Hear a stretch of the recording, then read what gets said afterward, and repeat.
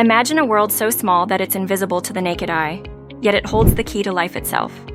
In the world of plants, cells are constantly communicating, transporting materials, and responding to their environment, much like a bustling city. At the center of these cellular activities lies the endomembrane system, a network where a group of membranes and organelles, such as endoplasmic reticulum and Golgi apparatus, work together to modify, package, and transport lipids and proteins. One of the main goals of cell biologists is to study the structure and dynamics of the endomembrane system to enhance our understanding of its biological functions. To achieve this, biologists focus on three key objectives in membrane imaging. First, they aim to view dynamic cellular events, which helps in understanding how organelles behave and interact in real time. Second, they pursue higher resolution to uncover details that were previously invisible. Lastly, they strive to get closer to the native state of the cells, allowing for observations in conditions that mimic their natural environment as closely as possible. Live cell imaging using tools like confocal microscopy have transformed our ability to visualize proteins and their movements within cells. However, there are still limitations due to the resolution limits. Therefore, various types of super-resolution microscopy techniques have been developed over the years, which allows us to watch the subcellular dynamics of macromolecules. Super-resolution microscopy can be divided into two main categories. The first category includes techniques like structured illumination microscopy, SIME, which uses patterned light to illuminate the sample and allows scientists to capture finer details. The second category features single-molecule localization methods, such as photoactivated localization microscopy, PALM, and stochastic optical reconstruction microscopy, STORM. These techniques focus on determining the exact positions of individual fluorescent molecules with remarkable precision, surpassing the limits of light diffraction. Although live cell imaging plays its strength in following the subcellular dynamics, it only highlights the macromolecules that we labeled, losing the cellular environmental information surrounding the labeled ones.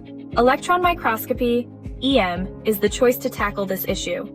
Besides, due to the shorter wavelength of the electron beam, we can achieve true nanometer resolution in EM imaging. However, electron microscopy imaging requires a vacuum environment, which can alter the natural state of hydrated cells.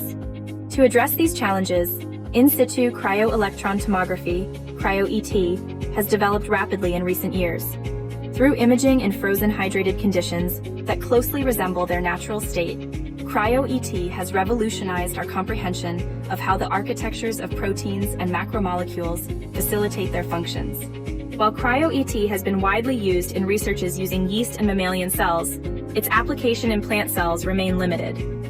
To fill this gap, Professor Jiang, a cell biologist from the School of Life Sciences that has spent over 20 years exploring protein transport and organelle biogenesis in plants, has been applying cryo-ET to investigate membrane dynamics and structures in plants.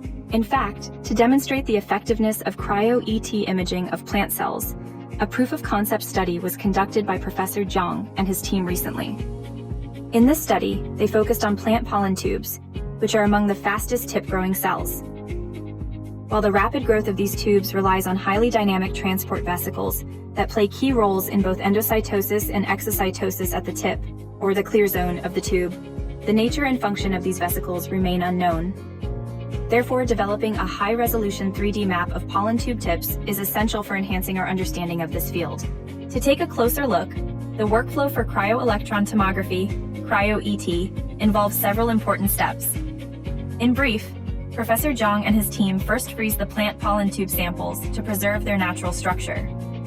This rapid freezing process, called cryofixation, keeps water molecules in place so they form a glass-like, amorphous state ice instead of crystal ice, which can damage the native structures of cell membranes and macromolecules. Next, using special techniques like cryo-focused ion beam, FIB milling, the target cell is made into a thin layer with an ideal thickness of 100 to 200 nanometer, known as a lamella, which allows us to image it under a transmission electron microscope. Optionally, before FIB milling, a chunk of tissue can also be lifted out from a region of interest in bulk samples by fine needles.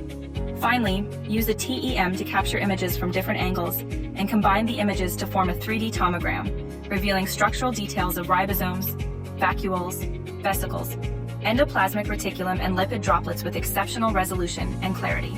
The preliminary trials have shown that the state-of-the-art cryogenic technologies are highly applicable to plant cells. A key focus moving forward will be uncovering the structures, conformations, distributions, and interactions of membrane-related macromolecules within their natural cellular environment. Insights that in vitro methods and room temperature electron tomography cannot provide. This rich and detailed stereoscopic information will enhance our understanding of their functions and trafficking mechanisms. For instance, cryo-electron tomography could elucidate the interactions between transport vesicles and cytoskeletons, such as actin filament and microtubules, paving the way for significant advancements in plant cell biology in the future. Excitingly, emerging technologies like minimal photon fluxes, MINFlux, microscopy hold immense potential for advancing our understanding of the plant endomembrane system. MINFlux enables nanometer-scale single-molecule tracking by integrating minimal photon flux with ultra-precise fluorescence localization, thus bridges the resolution gap between previous live cell imaging and EM-based approaches. The integration of near-native cryogenic ultrastructural preservation with dynamic high-resolution imaging will offer a more comprehensive and mechanistic insight into membrane trafficking processes.